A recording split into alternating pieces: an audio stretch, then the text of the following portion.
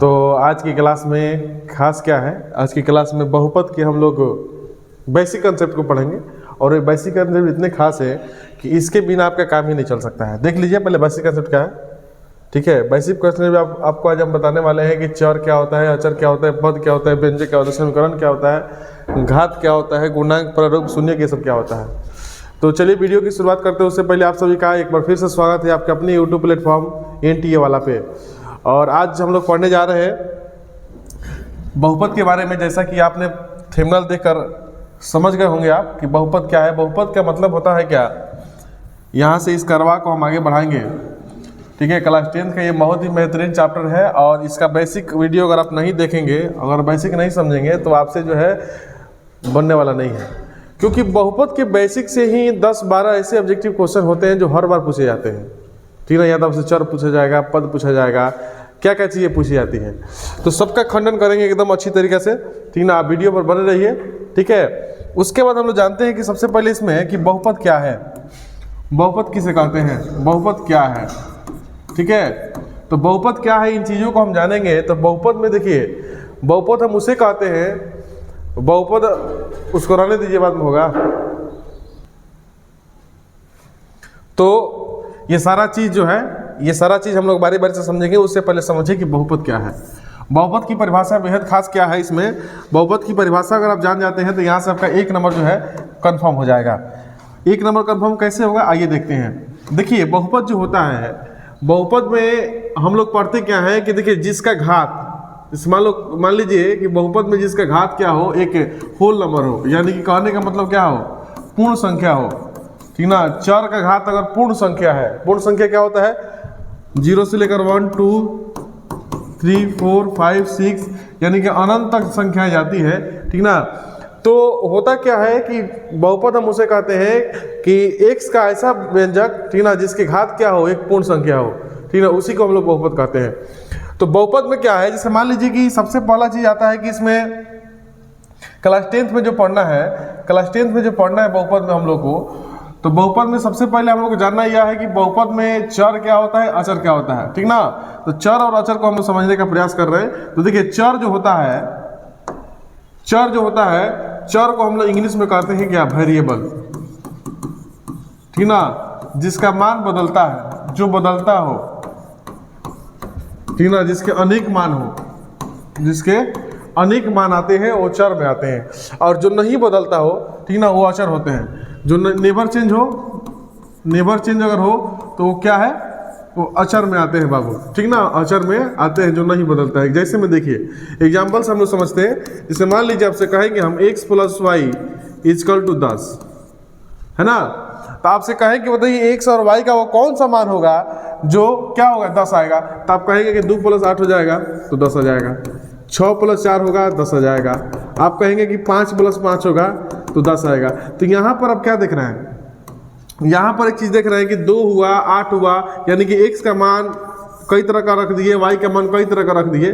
लेकिन अगर आपसे कहा है कि 6 + 4 = 10 हो सकता है, ठीक ना, तो बताइए आप यहाँ पर 6 और 4 को बदल सकते हैं क्या, 6 और 4 10 ही तो होगा, ठीक ना। इसमें कोई बदलाव नहीं कर सकते क्योंकि ये मान रख दिया गया है 6 और 4। तो ये होता है अचर, ये होता है अचर जो नहीं बदलता है। यहाँ पर x + y = 10 हुआ, यानी कि x के कई मान रखकर हम 10 बना सकते हैं, y के कई मान रखकर 10 बना सकते हैं, लेकिन 6 को नहीं बदल सकते हैं। हमेशा 6 जो है अपने स्थान पर रहेगा, 6 हमेशा अपने स्थान पर रहेगा, वो नहीं बदलेगा, ठीक ना।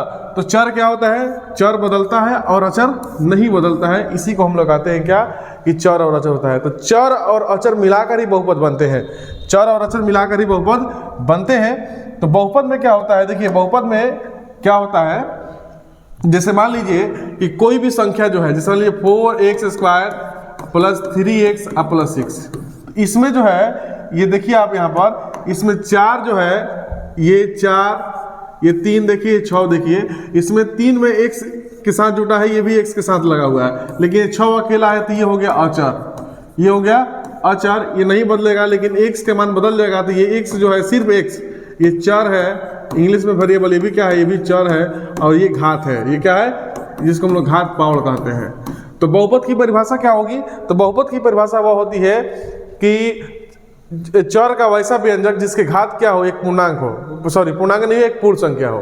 तो पूर्ण संख्या कौन कौन सी होती है? 0 से लेकर अनंत तक की जो संख्याएं होती है वही होनी चाहिए।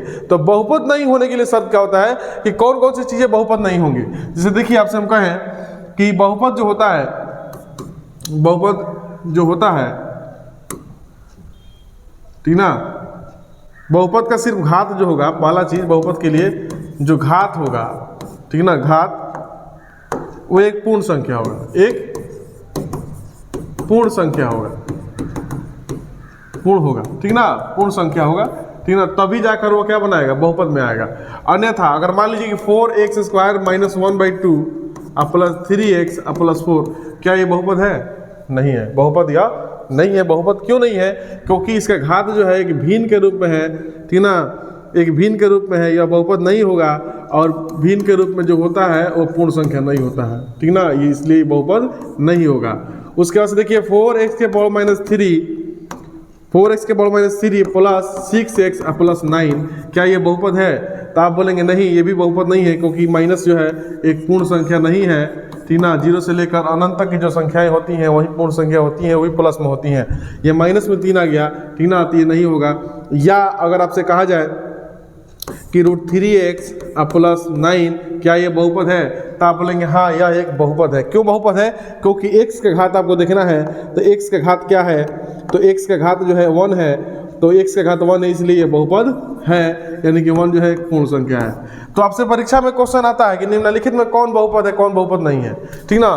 तो आप ये देखकर बता सकते हैं, ठीक ना। तो बहुपद नहीं होने के लिए जो शर्तें होती हैं, आवश्यक शर्तें जो होती हैं वो क्या क्या होती हैं, तो देखिए आवश्यक शर्तों को हम लोग देख रहे हैं, ठीक ना। आवश्यक शर्तों में क्या होता है इसको देखिए। तो पहला चीज कौन कौन सा जो बातें होती है जिसको हम लोग को ध्यान देना होता है कि जो बहुपद नहीं है, इसलिए देखिए पहला चीज यह है, कलम हाँ, पहला चीज जिसके घात, जिसके पावर निगेटिव नहीं हो, ठीक है। दूसरा, जिसके पावर भिन्न में नहीं हो, भिन्न में नहीं हो, ठीक ना। तो ये दो चीज़ें आप ध्यान रखेंगे, जिसकी पावर जो है निगेटिव में नहीं होना चाहिए और भिन्न में नहीं होना चाहिए, और बाकी जो है प्लस में ही होना चाहिए और एक क्रम के रूप में होना चाहिए, आरोही या अवरोही क्रम में होना चाहिए। तो बहुपद के मानक रूप में चला जाता है। लेकिन बहुपद जानने के लिए आपको ये दो चीज़ें आपको जरूर जाननी होगी कि बहुपद में वही बहुपद होता है जो माइनस में जिसका पावर नहीं होता है, जो भिन्न के रूप में नहीं होता है, उसे हम लोग कहते हैं क्या, बहुपद। और बहुपद किसे कहते हैं? तो बहुपद की परिभाषा वह होती है, बहुपद की परिभाषा कि चर का ऐसा व्यंजक जिसके घात एक पूर्ण संख्या हो, उसी को हम लोग कहते हैं बाबू वही बहुपद है। जैसे में क्या, जैसे में 9x² प्लस 10x प्लस 12, तो यहाँ पर देखिए ये प्लस में 2 है, तो ये 2 एक पूर्ण संख्या है, इसलिए यह बहुपद होगा। 3x प्लस 9, क्या ये बहुपद होगा? तो 3x प्लस 9 ये भी बहुपद होगा, क्योंकि इसका पावर जो है ये 1 में है, इसलिए ये बहुपद होगा। आपसे कहें कि 9x 1/2 प्लस 3, क्या ये बहुपद होगा? तब बोलेंगे नहीं, ये बहुपद नहीं होगा। क्यों नहीं होगा? क्योंकि इसका पावर जो है फ्रैक्शन के रूप में है, भिन्न के रूप में, इसलिए बहुपद नहीं होगा। तो आगे चलते हैं, अगला चीज में देखते हैं हम लोग, ठीक ना, कि बहुपद के प्रकार में, जो बहुपद के प्रकार आप देखेंगे, बहुपद के प्रकार, तो बहुपद में के प्रकार को 2 भागों में बांटा गया है, ठीक ना। एक जो है पदों के आधार पर, एक जो है पदों के आधार पर, और दूसरा जो है घातों के आधार पर, घातों के आधार पर बांटा गया है। तो ध्यान से देखिए, तो जिसमें पदों की संख्या 1 होती है उसे एक पदी बहुपद कहते हैं, जिसमें 2 होता है उसे द्विपदी कहते हैं, जिसमें 3 होता है उसे त्रिपदी कहते हैं। जैसे 4x और यहाँ पे देखिए 9x प्लस 3, यहाँ पे लिखते हैं 4x² प्लस 10x प्लस 5। तो देखिए इसमें एक पद है, इसमें पद जो है सिर्फ एक है, तो एक पदी बहुपद है ना। इसमें पद 2 है तो ये द्विपदी बहुपद, इसमें पद 3 है तो ये त्रिपदी बहुपद है, ठीक ना। तो ऐसे पदों की संख्या हम गिनते हैं, ठीक ना। तो ये एक पदी, द्विपदी और त्रिपदी हो जाते हैं, ठीक ना। और घातों के आधार पर हम देखते हैं, घातों के आधार पर, तो घातों के आधार पर देखिए, तो पहला है 4x square plus 9x plus 3। इसमें पद से मतलब नहीं है आपको, इसमें पद आपको नहीं देखना है, इसमें घात देखना है। तो घात यहाँ पर क्या है, 2 है ना, इसलिए द्विघाती बहुपद है। ये क्या है, द्विघाती बहुपद है। अब एक चीज बताइए, यहाँ पर हम लिख रहे हैं 4x प्लस 3, ये बताइए कौन सा बहुपद है। तो ये द्विपदी बहुपद है, पद तो 2 का है, तो ये द्विपदी बहुपद है, लेकिन यहाँ पर घात कितने हैं, तो घात तो 1 है, इसलिए एक घातीय बहुपद है, ये एक घातीय बहुपद है। ठीक है। उसके बाद से देखिए, अगर आपसे कहें हम, उसके बाद आपसे हम कहें कि ये बताइए 9x³ प्लस 10, बताइए कौन सा बहुपद है। तो बहुपद में तो 2 पद है, ठीक ना, बहुपद में तो 2 पद है, लेकिन कौन सा बहुपद है, तो त्रिघातीय बहुपद है। यहाँ पर घात कितने हैं, 3, इसलिए इसको कहते हैं त्रिघातीय बहुपद। तो हम आशा करते हैं कि आप बहुपद के प्रकार को समझ गए होंगे। पदों के आधार पर 3 भागों में बांटा गया है और घातों के आधार पर भी 3 भागों में बांटा गया है। और जो बहुपद का मतलब होता है बहुत सारे पद, यानी कि पदों की संख्या बहुत होगी, वही हो जाएगा बहुपद हो जाएगा। तो ये प्रकार को भी आप समझ गए। आप यहाँ पर चर समझ गए, अचर समझ गए, पद समझ गए। अब बारी है व्यंजक की। तो देखिए यहां पर आपको समझना है व्यंजक, ठीक है। तो देखिए बहुपद जो होता है, बहुपद, समीकरण और व्यंजक, इन चीजों को जानिए। बहुपद, समीकरण और व्यंजक क्या होता है। तो देखिए बहुपद, समीकरण और व्यंजक क्या होता है, देखिए ध्यान से बाबू। तो बहुपद जो होते हैं, बहुपद में पहला कंडीशन क्या है, जिसके घात क्या होने चाहिए, पूर्ण संख्या होनी चाहिए, ठीक ना। तो देखिए पूर्ण संख्या अगर ये है 4x square plus 3x plus 6, ये क्या है, तो एक बहुपद लिखे हम, ये द्विघातीय बहुपद है, त्रिपदी बहुपद है, ठीक है। यहाँ पर लिखते हैं 9x के पावर 6 प्लस 7x के पावर 3 प्लस 8, तो ये भी एक बहुपद है। लेकिन समीकरण में क्या होता है कि बहुपद जो है, बहुपद जो होता है उसके इक्वल टू में हम लोग क्या लगाते हैं, 0 लगा देते हैं। इसके इक्वल में हम 0 लगा देते हैं, समीकरण हो गया, ठीक ना। इसके इक्वल में हम 0 लगा दिए, समीकरण हो गया 3x प्लस 6 बराबर 0। तो ये क्या हो गया, ये भी क्या हो गया, एक बहुपद हो गया, ठीक है। ये क्या हो गया, एक बहुपद हो गया। क्यों, सॉरी, बहुपद ये वाला है, लेकिन ये समीकरण हो गया, इक्वल टू में हम 0 लगा दिए, तब इक्वल टू में 0 लगा दिए, तो ये क्या हो गया, एक समीकरण हो गया, ठीक है। इतना चीज आप समझ गए। तो एक समीकरण हो गया 3x प्लस 6। उसके बाद से देखिए 9x square plus 10x plus 12, ये बताइए क्या है। तो ये आप कहेंगे सर ये बहुपद है, लेकिन जैसे इक्वल टू में 0 लगाएंगे तो आप क्या कह देंगे, आप कह देंगे कि सर ये समीकरण हो गया, ठीक ना। इक्वल टू में 0 लगा देंगे तो ये समीकरण हो जाएगा। उसके बाद से देखिए व्यंजक में खास क्या है। देखिए व्यंजक में क्या होता है कि बहुपद में हम तो सबसे पहले पावर देखते हैं कि पावर कैसा है, ठीक ना, होल नंबर है कि नहीं है। और समीकरण में क्या देखते हैं कि बहुपद होना चाहिए, लेकिन इक्वल टू में 0 होना चाहिए। लेकिन व्यंजक में इन दोनों चीज़ों को नहीं देखते, व्यंजक में कैसा भी हो चला जाएगा, जैसे 4x के पावर 1/2 प्लस 3। अब बताइए बहुपद है, तो बहुपद नहीं है, समीकरण है नहीं है, लेकिन ये क्या है, ये व्यंजक है, ठीक ना। व्यंजक को हम, व्यंजक में हमें पावर से मतलब नहीं है, पावर क्या होना चाहिए, पावर 0 हो, 1 हो, 2 हो, माइनस में हो, रूट में कोई मतलब नहीं है, वो सभी के सभी व्यंजक होते हैं। जैसे 9x के पावर √3 प्लस 10, ये क्या है, यह एक एक्सप्रेशन है, इंग्लिश में इसको एक्सप्रेशन कहते हैं, ठीक ना, एक्सप्रेशन है, ठीक है। ये एक व्यंजक है, ठीक है। 3x के पावर -1/2 प्लस 6x प्लस 3, यह बहुपद नहीं है, समीकरण नहीं है, तो यह क्या है, तो यह जो है एक व्यंजक है। तो परीक्षा में क्वेश्चन आता है कि निम्नलिखित में क्या है, व्यंजक है कि बहुपद है कि समीकरण है, क्या है। तो ये हम आशा करते हैं कि आप ये समझ गए होंगे बहुपद का रूप क्या होता है, और समीकरण का रूप क्या होता है, और व्यंजक का रूप क्या होता है। ये सारा चीज जो है आपको पता होना चाहिए। तो व्यंजक समझ गए आप, समीकरण समझ गए, ठीक है। तो ये सारा चीज जो है आपको पता होना चाहिए, तभी जाकर आपसे ऑब्जेक्टिव क्वेश्चन बनेगा। उसके बाद थोड़ा सा आगे बढ़ेंगे, उसके बाद देखिए थोड़ा सा और यहाँ पर देखिए कि जो बहुपद होता है, बहुपद का जो मानक रूप होता है, जो बहुपद का मानक रूप होता है, मानक रूप जिसको इंग्लिश में हम लोग स्टैंडर्ड फॉर्म कहते हैं। स्टैंडर्ड फॉर्म कैसा होता है, स्टैंडर्ड फॉर्म देखिए, जो द्विघात बहुपद है, ठीक ना, द्विघात बहुपद ax square plus bx plus c के रूप में होना चाहिए, ठीक ना। द्विघात बहुपद quadratic polynomial ax square plus bx plus 6 के रूप में होना चाहिए, ठीक ना। उसके बाद से यहाँ पे देखिए, जैसे में क्या, जैसे 4x के पावर 3 अब प्लस 7 प्लस 10 लिख दिए, 10x लिख दिए, तो क्या ये इस मानक रूप को फॉलो कर रहा है, नहीं कर रहा है। तो इसको मानक रूप को फॉलो करेंगे तो कैसे, इसको इसके आधार पर सजाइए। तो पहले पावर 2 आता है, तब 1 आता है, तब 0 आता है ना, ठीक ना। तो पहले पावर देखिए 4x³ है, उसके बाद से 10x है और प्लस 7 है ना। क्या चीज़ आपको नहीं दिख रही है, तो देखिए 4x³ और प्लस 0 × x² और प्लस 10x और प्लस 7, क्योंकि 0 × समथिंग 0 होता है, 0 × समथिंग क्या होता है, 0 होता है। तो ये जो है बहुपद का मानक रूप हो गया, ठीक ना। तो सवाल इधर उधर करेगा, लेकिन आपको सॉल्व करना है तो सबसे पहले उसका बहुपद का मानक रूप बनाइए, मानक रूप बनाइएगा वही होगा। तो मानक रूप समझ गए आप, सबसे पहले पावर के हिसाब से अरेंज करिए, पहले 2 आएगा तो 1 आएगा। जिससे देखिए यहाँ पर हम कह दें कि 6x³ plus 9x plus 6x² plus 7, इसको बताइए मानक रूप में है। तो आप कहेंगे ये मानक रूप में बिल्कुल नहीं है। क्यों नहीं है, क्योंकि पावर इधर उधर है।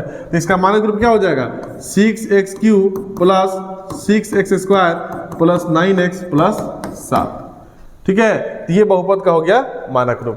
तो बहुपद का मानक रूप भी आप समझ गए, ठीक ना। उसके बाद से हम आगे चलते हैं, आपको समझाते हैं घात क्या होता है, ठीक है।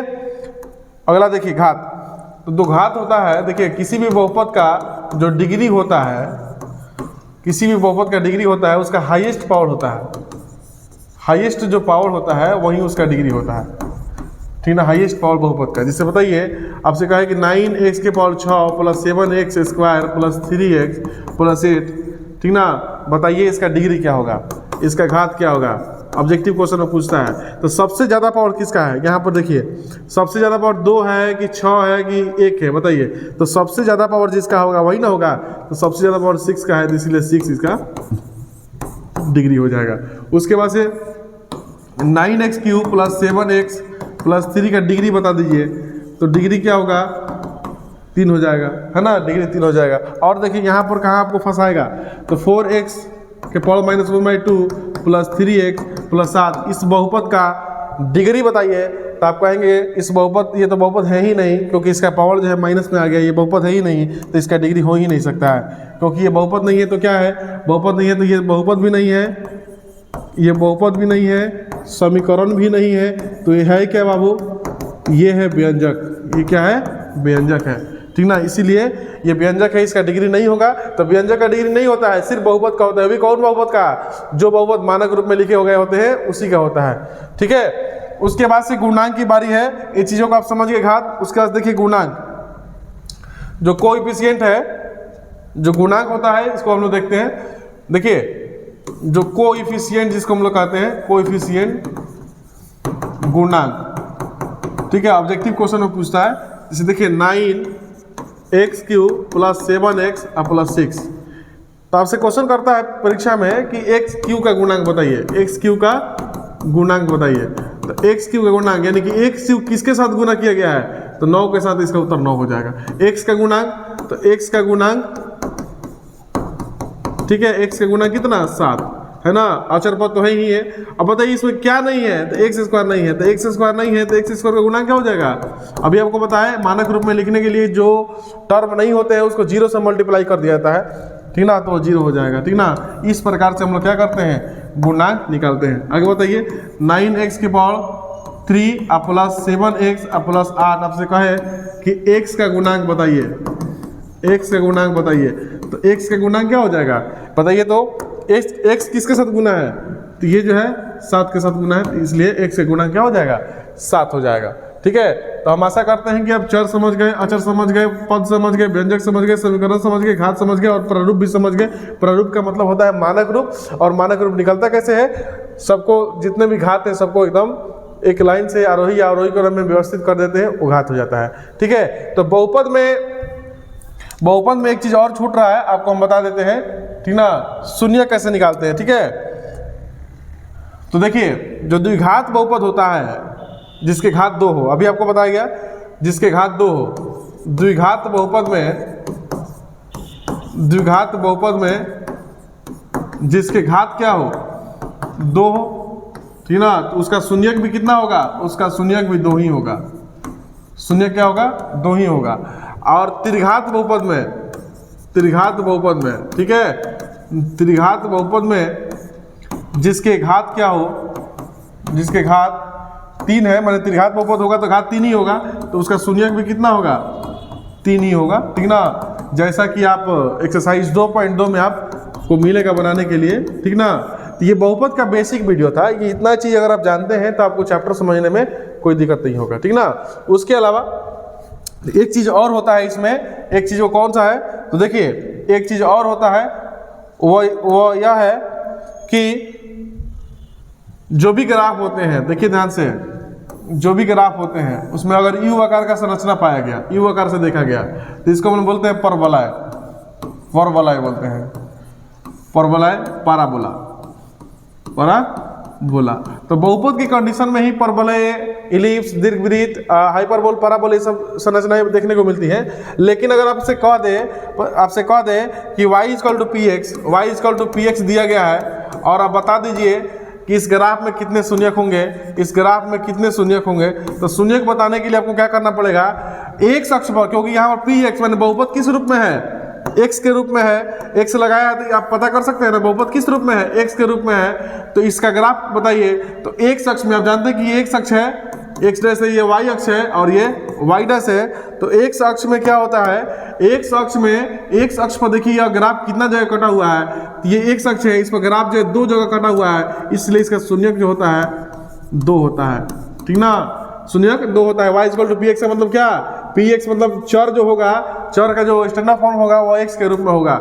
यही ग्राफ अगर आपसे यहाँ पे पूछा जाए कि बताइए कि इसका शून्य क्या होगा, ये x है, ये x डैश है, ये y है और ये y डैश है, तो आप बताइए कि यहाँ पर जो बनाया गया है x dash x y dash, तो एक चीज बताइए x अक्ष पर पूछ रहा है, तो x अक्ष पर ग्राफ कितना जगह कटा हुआ है, 1 जगह, 2 जगह, 3 जगह, 4 जगह, तो इसका शून्य क्या हो जाएगा, शून्य जो होगा 4 हो जाएगा। ये parabola का कंसेप्ट है, परवलय का कंसेप्ट है, ठीक ना। तो हम आशा करते हैं कि बहुपद का ये बेसिक वीडियो है और आपका एक्सरसाइज 2.1 जो है क्लास 10 का एक्सरसाइज 2.1 इसे भी आप पूरा बना लेंगे, ठीक ना। सिर्फ आपको कटिंग देखना है, एक्स के अक्ष पर कहाँ कटा हुआ है, ठीक ना, और कहाँ कटा है, उसके हिसाब से आप उसका उत्तर बना लेंगे। हम आशा करते हैं कि इतना चीज़ आप समझ गए होंगे। इतना चीज़ अगर आप समझ गए हैं, वीडियो अगर आपको अच्छी लगी तो मेरे चैनल को सब्सक्राइब करिए और कमेंट करिए आपको वीडियो कैसी लगी। वीडियो देखने के लिए आपका शुक्रिया, धन्यवाद। फिर हम लोग मिलते हैं अगले वीडियो में। जय हिंद, जय भारत।